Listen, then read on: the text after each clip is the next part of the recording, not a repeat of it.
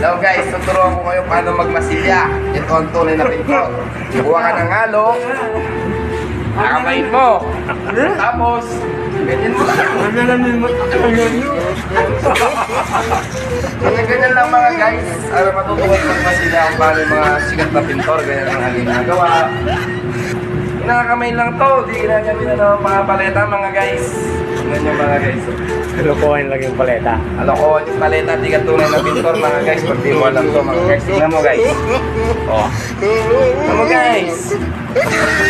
Hindi mo ka tunay na pintor guys. Guys, tingnan nyo. Oh. Ganyan mo lang guys. Tapos naluluhin mo lang ng guys. So, guys. Mabilis na guys.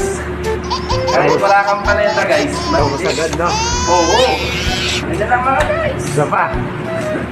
Ganyan naman mga guys. Oo. Mga guys ha. Hawakan mo mga guys. Ganyan mo lang mga guys. Ganyan lang mga guys. Oh. Mga guys. Ganyan lang mga pintor na professional lang mga guys. Ganyan lang oh. Ganyan lang mga guys. Yan ang mga tamang professional na mga pintor mga guys. Parang may naamoy ako hindi maganda. Yan lang mga guys. Let's do it mga guys.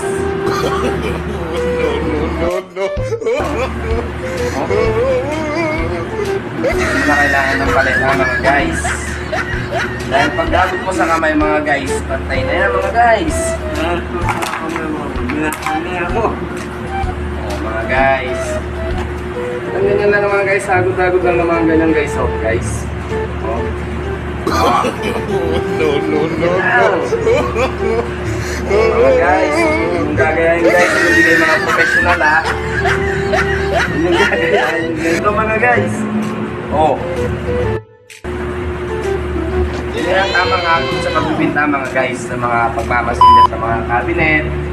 Yan lang. Yan ang gawin niyo mga guys, oh. Mabilis na mga guys. Kahit wala kang paleta mga guys.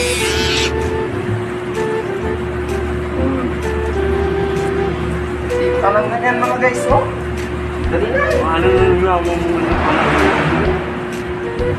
Ganyan na.